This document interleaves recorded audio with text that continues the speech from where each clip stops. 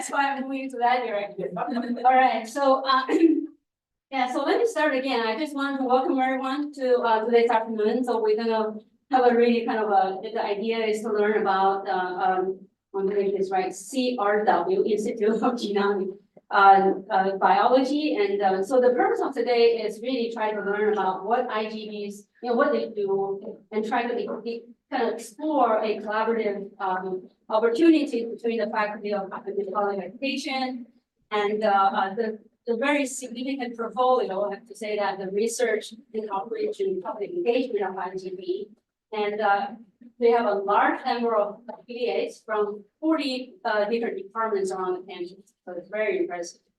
But first of all, I'd like to welcome the Dean Castillo Muzo to give a welcome remark. Thank you. Did I make the mail to that? Yeah. Wonderful. We all perform for the camera. Okay. Yeah, well, welcome everyone. So nice to see you all. I know it's a very busy time of the semester, so we appreciate your participation and thank you for colleagues from IGB. So I actually had the pleasure of taking a tour, for IGB, and Dr. Robinson was kind enough to show me around. And I left with a little jar of honey from the university's honeybees that I would say does rival the honey that we get in Greece. So there you go. Yeah. And Jessica and I also were at a workshop at the National Academies earlier this spring, and there was a whole gallery exhibit portraying some of the work that IGB has been doing with bees and community engaged work. So so very impressive work.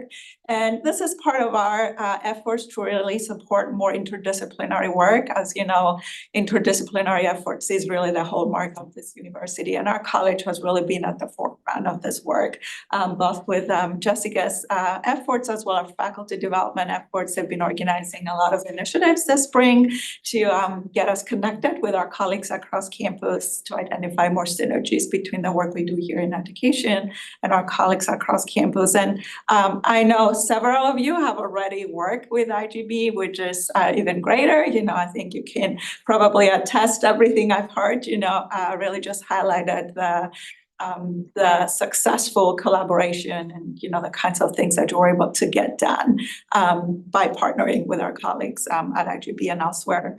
So successful collaborations really depend on faculty and developing the norms and making sure that we have the resources in place to support those collaborations.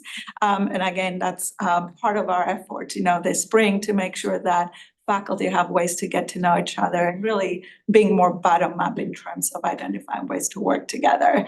I think good collaborations really require this type of synergies, it's being a win-win, but also learning more about the norms and cultures of different fields.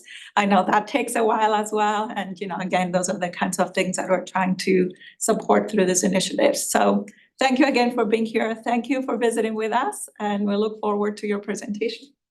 Thank you. Give me a second to do a quick introduction. Okay. Actually, we have three visitors from IGB. Obviously the director of Dr. Jeannie Robinson, and then outreach manager Dr. Claudia Luz, and then outreach coordinator Sarah Choi. I just want to do a quick introduction, but I don't think there's enough time to talk about Dr. Jeannie Robinson's achievement over the 35 years at UIUC. So I thought I'd just share a story. So earlier this year, I attended a award ceremony, the campus holds. I was sitting, I was eardropping on a conversation at the next table. And then, obviously the people staying there all achieve like national or international awards, or at least university level awards. So the story they were telling, what I'm hearing is the conversation, the part I heard is, one of them said, well, if Jeannie Robinson tell you to do something, you better do it, because you will get support, you will get federal support, and you will get recognition. So I didn't get a chance to inject into the conversation, understand more about it, but that just tells the influence of Jeannie Robinson has on this campus. So just a quick introduction, and I'm going to get this opportunity to tell us about IGB. Thank you. Thank you very much. Our camera says if you'll speak mostly on this side, kind of in front of Beth. I'll grab In this the, range, you're in a, tell the camera, I'm just getting the advancer and I'll be right back. Well, it's really a pleasure to be here. Thank you very much for the invitation. And this came out of a lovely conversation that I had with your dean. When I learned that the college had a new dean, it was important to meet you and to reconnect, because we've had a long-standing relationship between the college and the IGB, and so it was exciting to think about what the next chapters might be. And so this visit came out of that. So thank you very much. I will give you an overview of the IGB, tell you how we're built and what we do, and then turn things over to our outreach manager, Dr. Claudia Lutz. And the main points of engagement that we've had in the past, just to give you a frame of reference, have to do with science curriculum, which is your bailiwick. And in addition to that, evaluations of programs that we have developed, again, something right in your wheelhouse. And then looking at those two pieces, the whole role of informal education, how that fits in with traditional formal education and other activities. And so our activities have involved plugging in and connecting with school systems, for which we've engaged to some extent with science curriculum. And certainly one of our most longstanding collaborations in the IGB in general has been with a member of your faculty, Professor Barbara Hoog, who, as you know, works in the area of science curriculum. And then other activities related to the various programs that we've developed in formal education, such as the art of science, where we have posters showing how science is done and how beautiful it can be, and then rendered in ways that allow us to work and engage in the public. So that's an example of that. And we seek partnerships to be able to say, yeah, we can come up with, great ideas to connect with the public, but how do we maybe more formalize informal education? What are the concepts? What are the technologies? What are the current trends? And that's where we look to you to think about some ideas. So I just plant those seeds there of those three areas. And then when the discussion turns, when Claudia is leading things here about what some of our programs are, we might think about those. So that's just a simple statement of our general areas of activity: environmental and applied genomics, powered research in food security, energy, health, technology, and environmental conservation. This is a little bit of IGB by the numbers to give you an overview. We have 15 different multidisciplinary, multi-PI thematic research groups. Those are known as themes. IGB was built from the ground up to do team science, to collaborate. We have a very unique model on this campus where all the faculty that are involved lead a double life. They are expected to be good citizens, productive, active in their home departments, and then on top of that, to join the IGB totally voluntarily. And why do faculty do that? They're supposedly very busy with their day job, right? Why do they do that? And they do that to be able to work across disciplines and address problems that are at a grander scale. So IGB addresses grand challenge problems. Faculty join to become part of one of these themes to be able to do this. So we exist on campus, we're resourced by campus to give faculty the opportunity to do bigger things than what they can do as individual scholars or in their own laboratories. Not necessarily better, but bigger, addressing grand challenges. So we are 17 years old. As you can see, the model has been very successful. A line that we trot out for the state legislature, which funded us with a special tobacco allocation fund, is that we have an over 700% ROI on the initial investment that the state gave. So our funding is good. The whole hallmark of the IGB is that it's a dynamic place. There's nothing permanent in the IGB. There's no tenure in the IGB. Tenure's in the home department. Grants have cycles. They get new grants and so forth. So all the themes are also on a 5-year review cycle. And we are resourced by campus. We're established by campus to be able to facilitate multidisciplinary work. And so the themes have to really demonstrate that the whole is greater than the sum of the parts. That's what we're about. So if at the end of 5 years, external review panel comes in and sees a bunch of great individual CVs, we're like, well, that's good. This is Illinois. We expect a lot of great CVs, individual CVs, but that's not why we're here. We're here to create the magic of the synergy. You can see the community is about 800 people, the second line of the table here. Faculty, affiliate faculty, as Jessica pointed out, drawing from across the campus, 42 departments, 9 different colleges, and postdocs, graduate students, and undergraduates. Our mandate from the state was to achieve excellence in research, genome-powered research, and to extend that into economic development. And so you see the third line there in terms of our efforts, and we have a variety of programs to encourage entrepreneurship, commercialization, and so forth.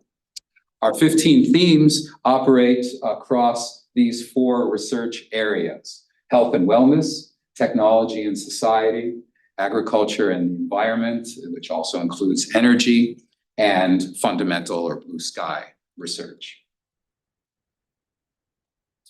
So team science is hard, collaboration is hard. There are many institutions across the country that do some of the same things that the IGB does: build a gorgeous building, have a really impressive vision of a research portfolio, and then invite faculty in, and then they stop. They say, well, here you are, give it a shot. That often doesn't work. So we have a very intentional process to achieve excellence. No one is invited into the institute without having written a white paper. So a group comes together, forms that and develops that, sent out for external review. And we only invite groups that have proven themselves to be functional enough to get a paper in on time and get it well reviewed.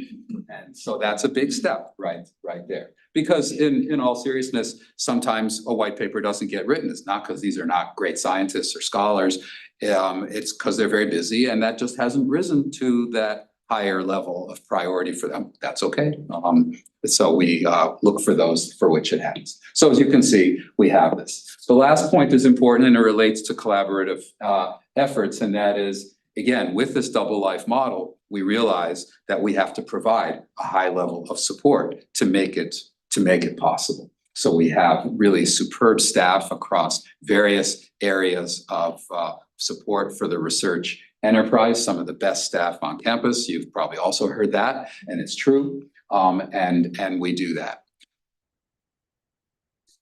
So this is just a little bit more about the 4 buckets, the 4 areas of research, and the way that it works so well, you hardly ever see say biomedical research together with agriculture research under the same roof. We have separate colleges, way separated by like a mile or more, and that's the traditional way. So how does it work to have them under the same roof? It works because of what genomics is.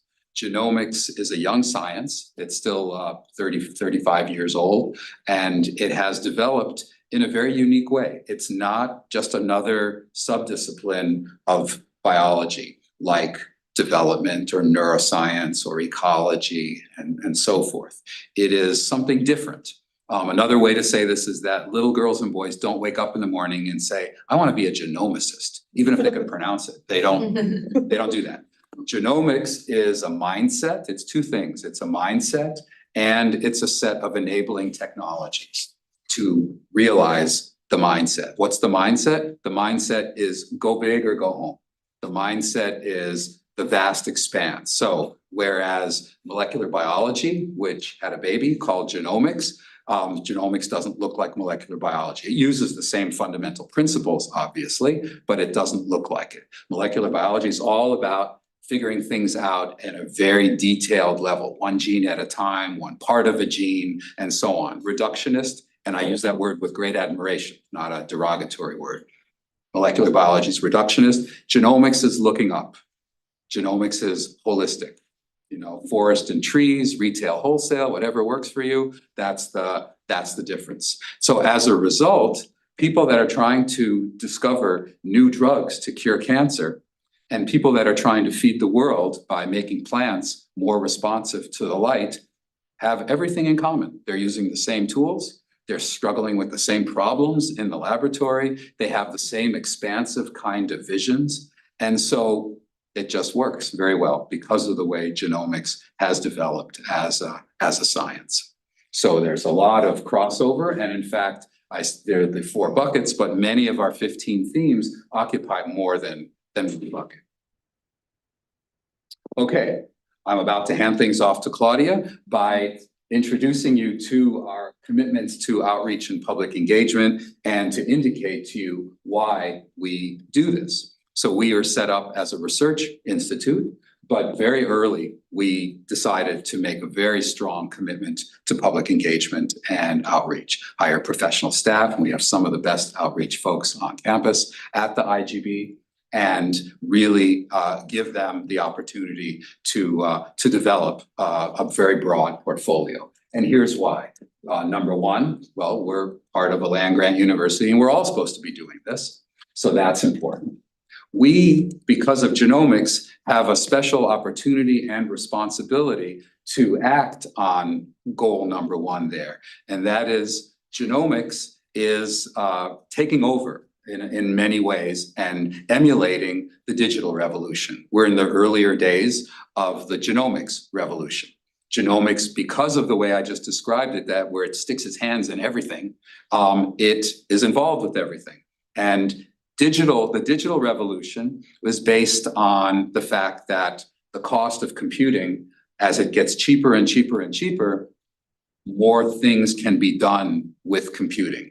Or to put it another way, who knew that your refrigerator needs computers? But that's the way it is right now. As the cost of a commodity, a core commodity, gets cheaper and cheaper, smart people, whether it's in science or engineering, or in consumer products or consumer services, will come up with ways to use that. And then you get, well, what are the health implications of it? What are the legal implications? What are the societal implications? So you've seen the digital revolution unfold. The genomics revolution is unfolding exactly in the same way, but obviously with a different core commodity, and that's sequencing DNA.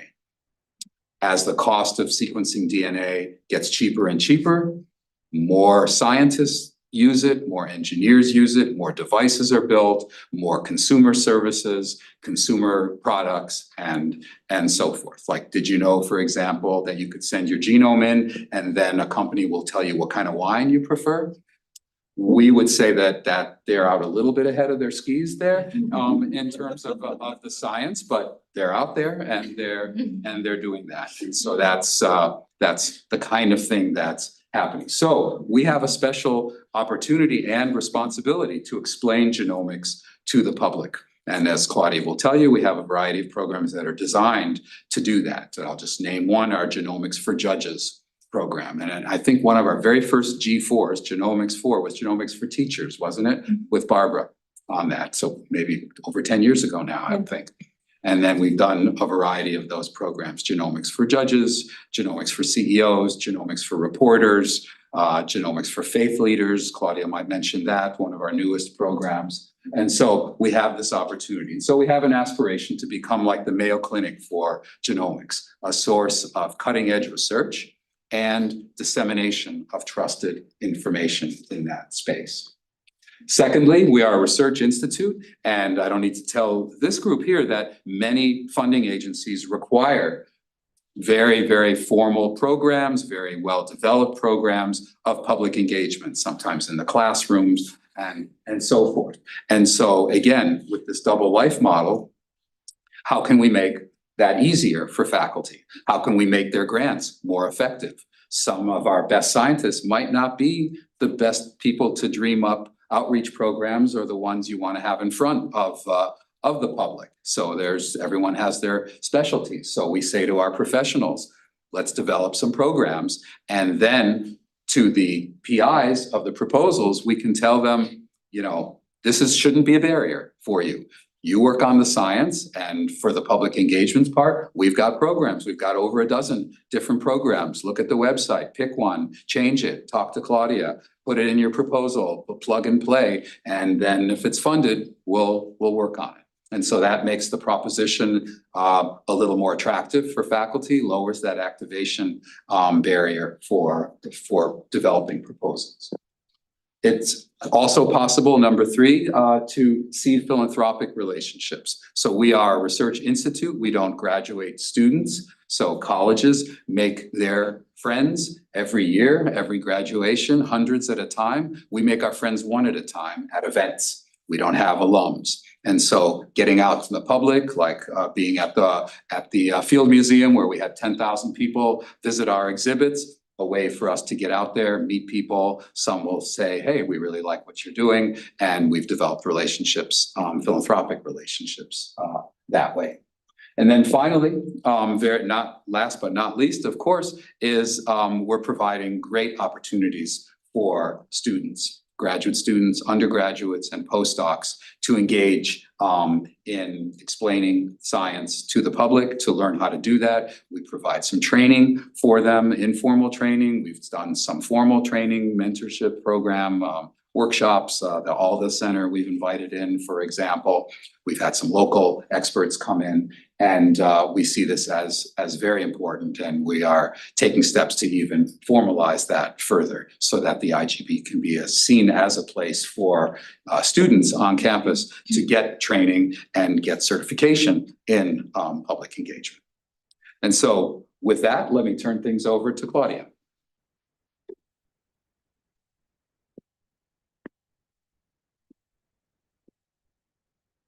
Thank you, Jean. And I don't have the best teacher voice, so I'm gonna try to use my mom voice. If you cannot hear me, please wave at me and I will do my best. We do have a microphone, a handheld mic if you like to. That's okay. I don't wanna juggle too many things. I think I can do it. So Jean has sort of set this up. What I can do is talk a little more in detail about some of the different programs that we do and why and how we do them and kind of what we're looking for as we think about making them even better. So listed up here are a variety of different institutions that we partner with. And at the very top is Champaign Unit 4. We're lucky, especially in our group right now, to have multiple connections to individual schools and to Unit 4 in general. And it is both advantageous to us to be able to partner with local institutions where we can share what we're doing and share novel content, support teachers, and also receive really direct and friendly feedback about what we could do better or what teachers need more of or what students need more of. We also have a variety of industrial partners who can work with us to provide materials or in other ways facilitate our ability to share actual hands-on science experiences with the people that we reach out to. And we have a variety of partners in the STEM and academic spaces that we can partner with to host events. So for example, a little bit later, I'll come back to the Field Museum in Chicago. We were very fortunate to partner with them several years ago to put on an outreach event on a scale that we would not be able to do locally and by ourselves. And then there's a sort of short list of examples of types of programs that we do. And I will kind of use that as the basis of saying what kind of categories of programming we in our group try to offer.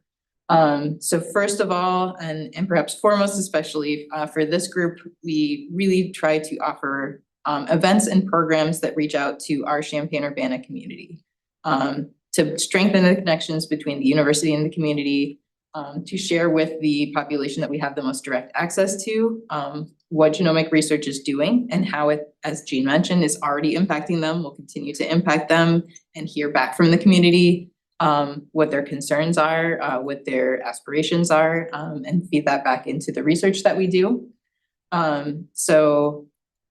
IGB at home actually is an example of something that we did during the pandemic as we were, like everyone else, thinking about how we could remain connected, while also not being able to be in the same room as people, which is thankfully something that we've moved on from, but was a really, I think, important process to go through in some ways, because we had to ask ourselves, what is the important value that we are giving to the community? And especially during that time, what questions do people have? I think that really also highlighted,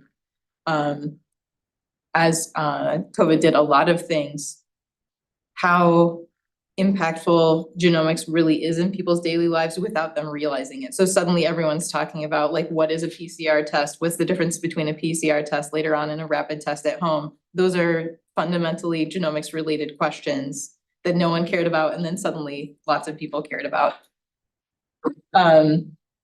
We also try to share genomics in ways that people aren't expecting it, or aren't looking for it, because we also know that many members of the community don't identify as science nerds as some of us do, but that they have interest in genomics that, again, they may not be fully aware of. So our Art of Science program is an example of this type of program, where actually annually and then in other spaces throughout the year, we share an art show and then art exhibits that take images from research and enhance them to emphasize both the beauty of the whatever natural process or natural phenomenon they feature, as well as incorporating some of the actual ethos of the research and the researcher in the way the image is put together.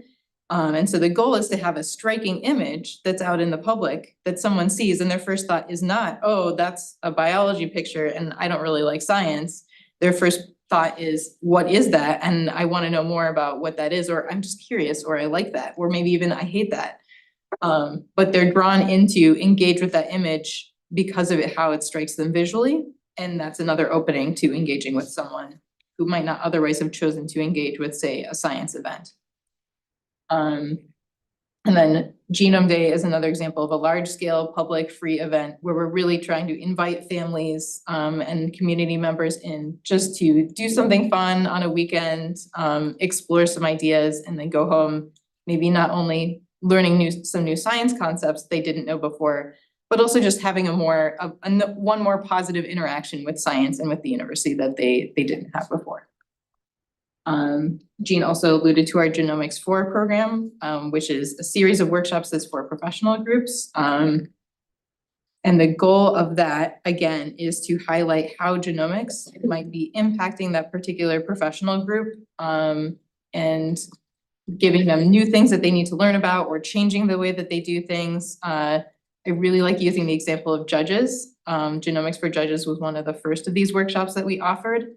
And what I learned actually during that event is that a judge, while actively hearing a case, cannot go home and look up on Wikipedia what is a genome or what is DNA or anything else that might pertain to the case. They can only hear evidence as it comes in through the trial process. Yet they are the arbiter of what evidence is allowed to come in, who constitutes an expert. They have to make all these decisions. So their continuing education in this area and other areas is very important, because that's their opportunity to catch up and prepare themselves to evaluate those kinds of evidence and make those kinds of decisions. So even though someone might not have originally gone into law school or gone through the career trajectory that takes you to that point, thinking, I love science or I want to know more about biology, but they arrive there and this is really something that they need to know. And our role is that we can get the right people in the room together to share and have discussions about that information and how it directly relates to that profession. So we've done this for a variety of other groups. I think how genomics applies to what a physician does, hopefully, is not so much of a stretch to imagine. Faith Leaders is one of our most recent groups that we've reached out to, and that's been a very interesting one, because our goal there is really to look for the common ground. And again, that was something that became easier for me, at least during the pandemic, to imagine how we could facilitate that, because during the pandemic, faith groups were an important resource for people to just decide how to cope with what was going on, no matter what their personal life situation was or what their goals were. And faith leaders became people who had a position to speak to what was happening public health wise or just societally in general, but might not necessarily know who to trust to go to for information. So we are people who have information and share the common goal of how can we make society more well? How can we help people in their daily lives? And so our goal is to host conversations where we can talk about how to make that happen for a variety of different issues related to genomics. And I will also talk about World of Genomics a little bit more in a minute, so I will wait on that. So one of the things that brings us to this room today, obviously, is our opportunities to engage with K through 12 public schools. And obviously that's primarily for the moment in Urbana-Champaign, because that's where we physically are. We are very fortunate to partner, as I mentioned, a lot with Unit 4 and in particular with Franklin STEAM Academy in Champaign. They have been our partners, I think, for coming up on 6 years. And we have provided them with a variety of resources and interactions under the umbrella of the Magnet program. So they have actually hosted Genome Day in their school. We meet regularly with their resource teachers to figure out how we can support science teachers throughout the school. And we do school visits. We've also hosted entire grade levels in field trips to the building, which is a multi-day, multi-staff member and multi-parent or guardian volunteer experience that leaves us all a little bit exhausted and remembering why we're happy we're not in middle school again. But it's also very exciting because it brings kids to the building who wouldn't necessarily opt into some of these other events that we offer, and they get to be on campus, be in a research building, go into a wet lab, do hands-on activities in the lab that are real components of a research process. So that feels really good. We also have made visits to a variety of classrooms around Unit 4 and also to Urbana, and have hosted classes to come to our building individually for field trips. One of the great things about IGB's broad portfolio as it pertains to public engagement is pretty much no matter what a teacher is teaching about, we can find a connection to research at the IGB.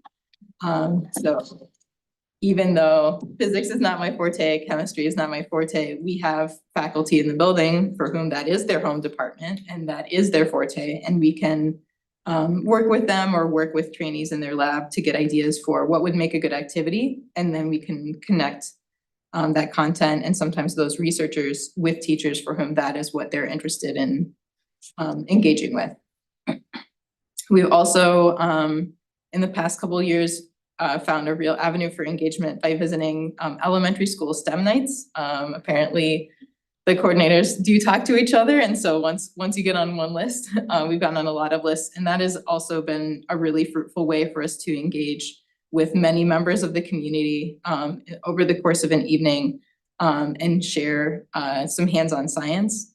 It's especially been a positive experience because we're reaching not just the student, but the whole family. And sometimes the conversations that we have with parents feel as impactful as the conversations that we have with students. And especially knowing if a parent or guardian is really excited and asking the questions that they're curious about, learning new things, when they go home, now we have someone at home who's going to reinforce not only that knowledge, but perhaps more importantly, that excitement and that enthusiasm to engage further with science, which is really gratifying. Over on the right, you can see the result of a longstanding project in our group that is finally coming to fruition. As I mentioned, obviously we focus a lot on Champaign-Urbana schools. One thing we're aware of is that within Champaign-Urbana, the opportunity to take a field trip to campus, while exciting, is not necessarily novel. And if you're in our community, there are a lot of opportunities to engage. There are other obstacles also to that engagement that we want to stay mindful of and want to continue working on. But if you drive 45 miles away or more, that access to campus really drops off, and the access to institutions of higher learning in general, depending exactly on where you are in the state or in our region, are really much more sparse than we're used to in town. So our group was inspired by some other outreach and public engagement groups elsewhere who aimed to solve this by maybe taking a page out of Meals on Wheels and similar efforts. Okay, maybe we need to just take the show on the road. In late 2019, we got a commitment from CU MTD that when they rotated out their their short bus fleet, that they would be able to donate a vehicle. For some mysterious reason, they ran into some supply chain issues and other delays over the subsequent years, but they've actually completed that vehicle donation. And we are actually in the final stages of renovating that to be a mobile science learning lab. And our goal now is to start building connections around the state and perhaps a little bit beyond the state of Illinois and in the sort of drivable region. The goal of this is built on the idea that if students have that hands-on experience actually using real lab equipment, doing real research processes, it will be easier for them to envision that they could also engage eventually with a career in science. If they're reading about stuff, if they're using whatever equipment that their local school can afford to provide and can service, that is great. But the more genuine experiences that we can give them, especially if we can bring researchers out to their community and have them working on something together and talking together, it's going to be easier for kids especially to imagine this is something that I can do. Look, I'm doing it right now. So we're trying to really broaden the access to that kind of experience through the mobile learning lab. We had some early efforts to write proposals to get funding for this. Ultimately, this project has been funded so far by a really generous donation from Illumina. But we are interested in still seeking out new opportunities so that we can have specific funding to develop different types of content and different resources that we can add to the mobile lab as we implement this program. Another program that I wanted to especially highlight also emerges out of a partnership with Unit 4. And as well as from previous funding. So many years ago, the lore that I've been told before I took over management of the outreach group is some researchers were writing an NSF grant. They wanted to include a broader impact section. They were aware that in middle school especially, there's a drop-off in engagement with science, particularly in underrepresented minority students and in girls. And so they wanted to propose something that would really counteract that. And so what they proposed was to host a middle school week-long day camp that would focus on plant science and also research technologies, and that would bring students to campus for that sort of, again, hands-on research experience. The grant was funded, and then they said, oh, now we need to do a middle school camp. And the logistics of that is not something that a career in science necessarily prepares you for. So there was definitely a years-long iteration learning process. But Pollen Power Camp is the name that they came up with. It's now been running almost continuously since 2013. And we now are at the point where it does have a community reputation. We get questions about it in advance of opening registration each year. People with now rising middle school students have been clearly waiting several years to see if their kid can participate in the camp. So we're really proud of the program that we've developed. During the stay-at-home order, it was not possible to offer the camp. And then in the years thereafter, we were looking for a way to get back to this annual offering. And actually, in conversation with Franklin, we learned that the magnet program was interested in helping to host a camp, but they wanted a partner to provide content for a camp. And so this ended up being a really nice collaboration where they are able to provide us with teachers to help staff the camp, as well as free busing that enables campers whose parents wouldn't necessarily be able to drop them off and pick them up easily, to have their kids still participate in a camp that's on campus. That has really broadened the access of this camp in a way that we're really pleased to see. And we're able to provide again, that content and those hands-on experiences. While the camp was under the auspices of NSF funding, we actually were collaborating with Barbara Hoog to have the camp evaluated each year, and really appreciated the data that we were able to collect. Among other things, that is part of what helped us to improve the camp year on year and make sure, middle schoolers are a very energetic, opinionated group in general. And so they, especially if you give them a piece of paper in a few minutes, that some of them are very not shy with their feedback. And it was genuinely something that we really appreciated, because we wanted to offer something that was the right balance of engaging, fun, did include some real science, but did not feel like school, and gave them some of those also opportunities to connect socially. That is which are what a child is usually looking for in a summer camp experience. So that in particular is something that we would really like to return to, is more collaborations that allow us to gather that kind of feedback in a really systematic way, and do something actionable with that information. And then the last program that I wanted to highlight in particular is World of Genomics. So Genome Day is our local public open house event. World of Genomics is the same idea, but sort of grander in every way. So our first World of Genomics event was in partnership with the Field Museum in Chicago.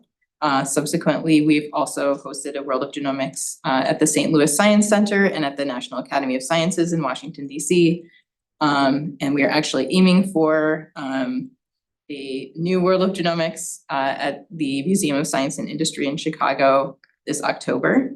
But the goal of each of these is really, again, to showcase our genomics research, the potential of genomics research, and the current impact of genomics research on people's daily lives, and to offer a variety of hands-on engaging activities to an audience that's broader than we're able to reach at home.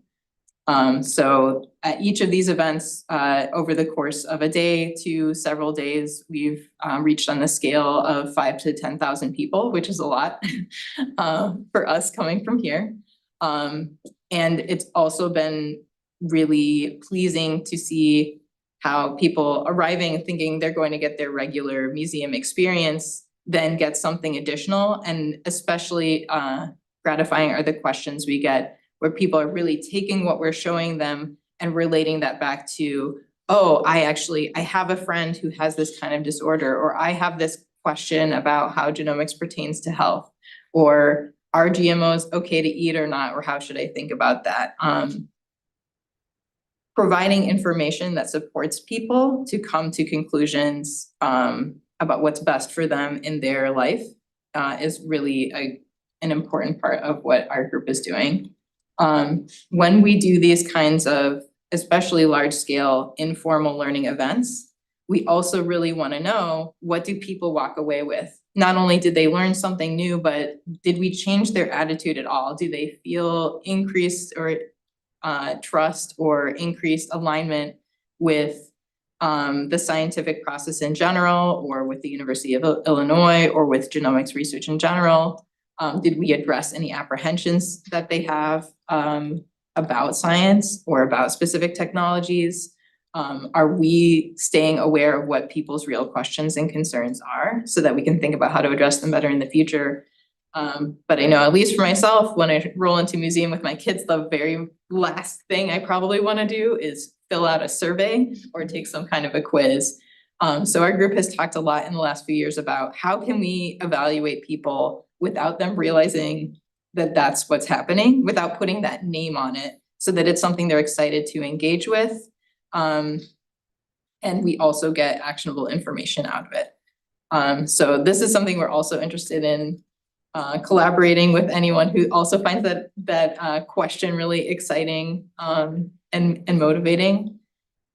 An example of a way that on a very small scale we've addressed this, we have been doing these STEM nights at elementary schools recently, and through a connection that arose out of another outreach event, we were invited to do a STEM night in Moments, Illinois, which is about 90 minutes north of here. If you've never heard of it before, I hadn't before they reached out and asked us to come.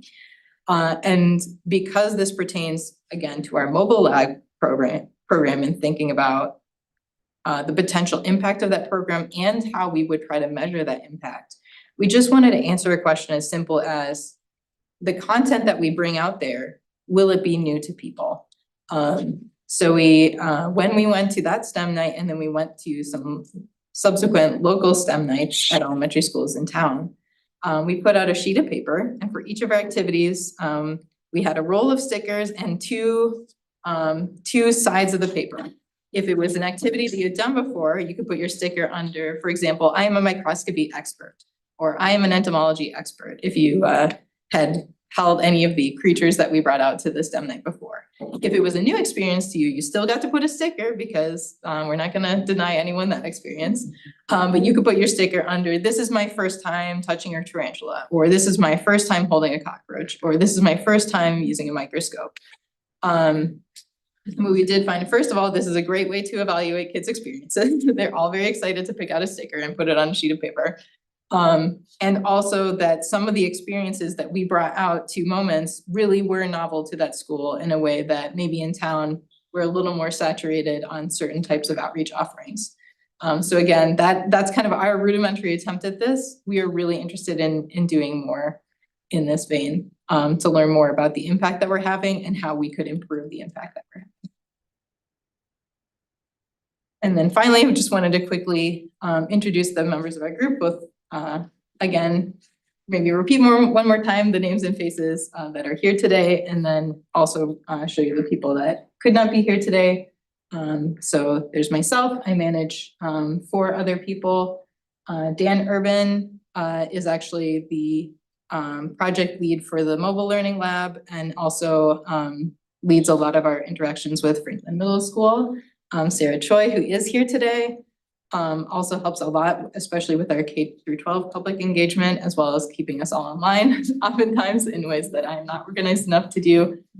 Sarah has over a decade of teaching experience in Unit 4 as well. So she has brought with us both a lot of really great social connections and new partners, and also that same impact that Jean has socially on campus. Sarah has in any kind of a room full of kids and often adults as well, so that is also very helpful.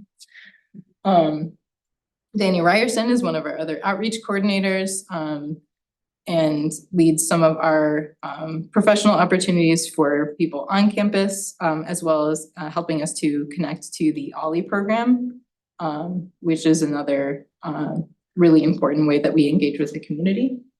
And then Corinne Campbell is our newest member. She has brought with us actually a really strong background in so the public health and nutrition outreach space, and is also helping to lead both of some of our on-campus engagement with undergraduate students, as well as getting involved with the Art of Science program. And in addition to that, pretty much every member of our group frequently jumps in for these other, especially larger scale events. So really remembering any of these names and reaching out to any of us will bring you to the same place in the end. So that is the end of our formal presentation. I'm sure I am willing to take any questions or. Yeah, is there any questions like from the audience or from online? Is there a question from online? No?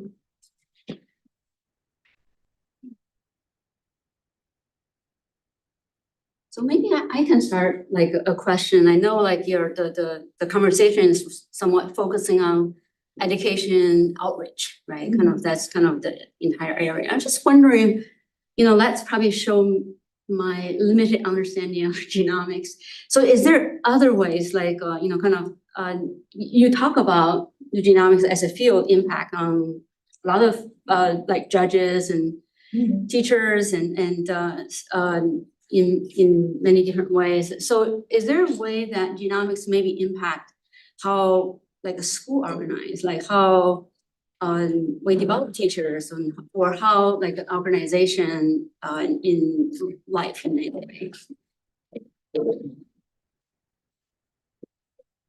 Guess I'll stand there to be able Yes. to, yeah, I seen. cone. So that's a very interesting question. I think we could together explore that because genomics has developed in a unique way in the sense that it's a combination of science and technology. And so if one were to be thinking about new training paradigms, new workforce development paradigms, genomics has a lot to offer in that context. So it's you know, some people relate to genomics as an engineering proposition where sequencing machines are designed and they get better and better and better and they produce cheaper and cheaper sequences, DNA sequences. And then others approach it from the most esoteric biological questions that are related to life, the origins of life, and the organization of life. So yeah, that's So clearly. if I interpret it correctly, so it could impact organization processes, you know, by interpreting how organically some of the process may emerge, you know, kind of referring to how life is developed, you know, kind of, but how maybe, because we see organization as a live organism as well, because it evolves over time. And that could be, there's some applications in that kind of understanding as well. Yeah, that could be very interesting to explore that. Yeah. Yeah, see how to actually actuate that, operationalize that. And then another thing I find is really interesting is from your introduction about how is a lot of team science was kind of how this entire institute was built on. And then a study of that team science, you know, how to make a team science effective.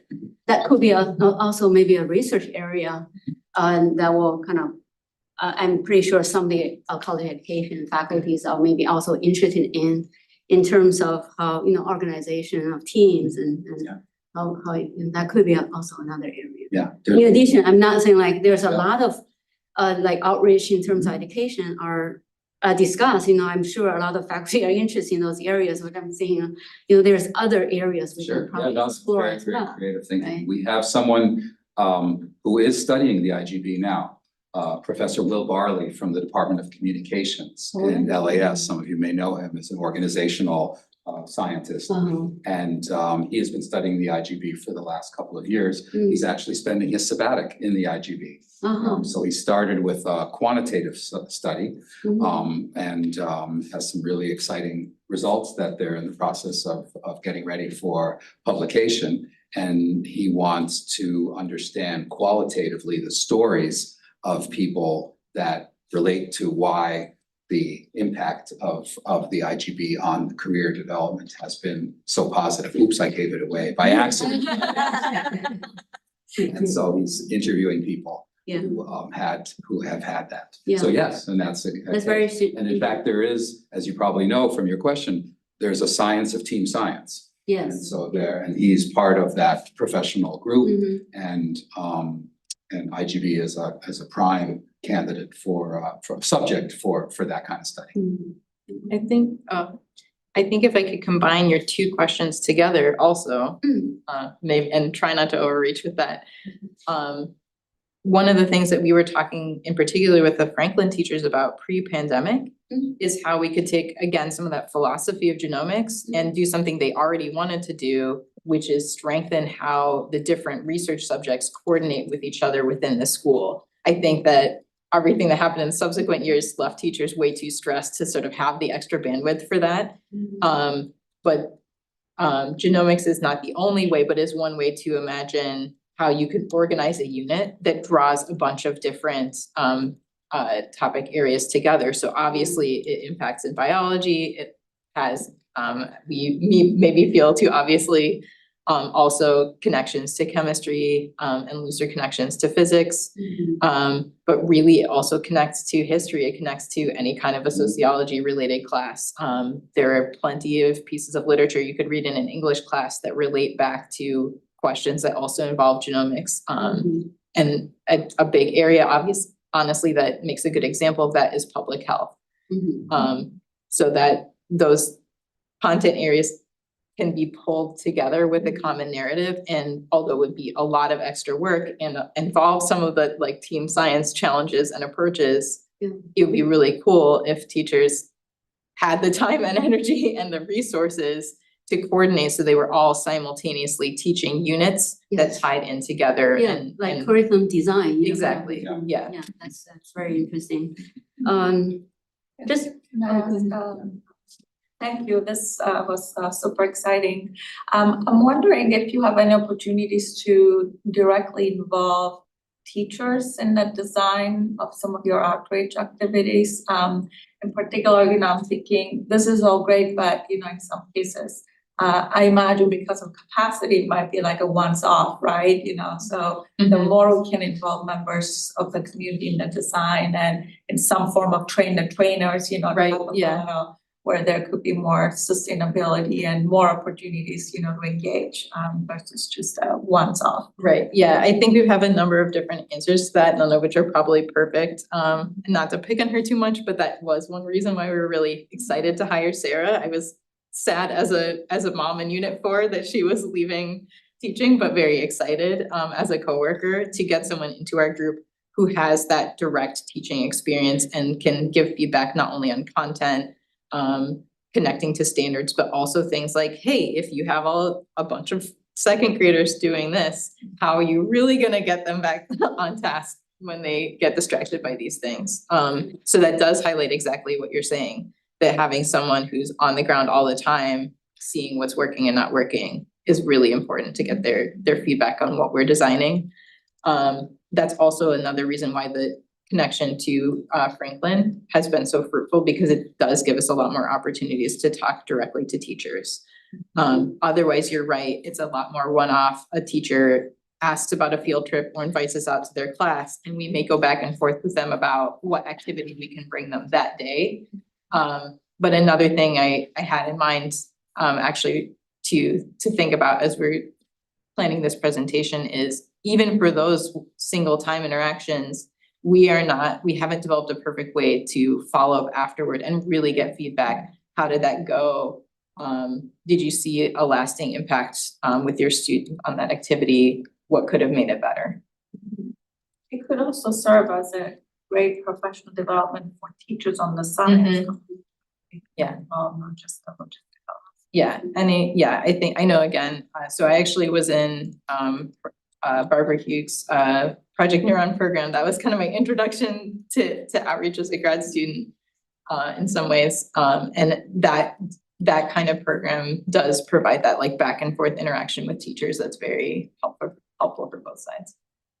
Or was that a week-long project? A week-long program, Project Neuron? Oh, so the genomics for teachers was a week long, but Project Neuron also entailed designing curriculum and then going out into classrooms to watch it being implemented. And the education grad students were often the ones going out and observing classes, but they also offered the science grad students an opportunity to go along. So to write something like a lesson or a quiz question as a science grad student, not knowing what I'm doing, and then going out and actually see, oh, this is what it looks like when a teacher is trying to teach this, was very valuable. I mean, also, we raise our hand at the same time, so. well, you go ahead. I know that you kind of talked about like how other content areas are coming in, so I am not in science, I am in English and literacy. And so are there any active themes or groups that are working on bringing in other content areas to do this type of work? Yeah, so we have several themes that go beyond the sciences and engineering and involve social scientists and humanists.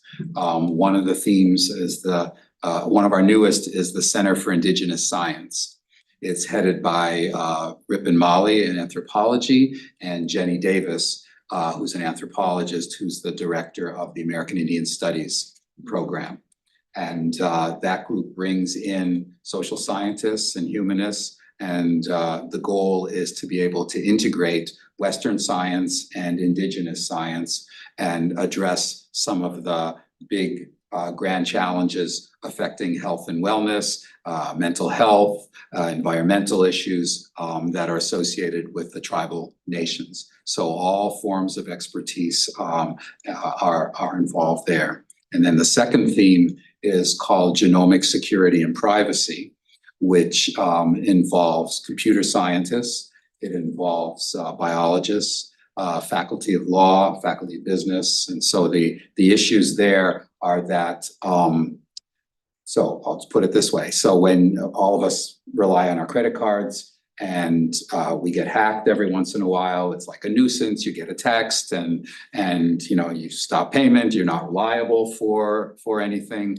And it's a nuisance. You have to, you know, restart your Spotify or New York Times subscription, but that's it. In other words, the cost benefit analysis, you're going to get another credit card because the cost benefit analysis is really favorable towards getting a credit card.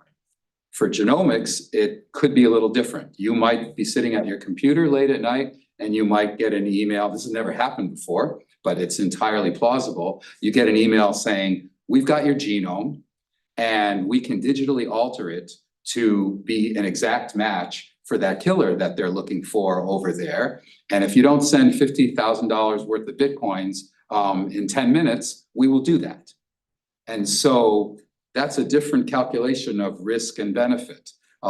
If you have cancer, you'll have your genome sequenced as a course of best practices these days.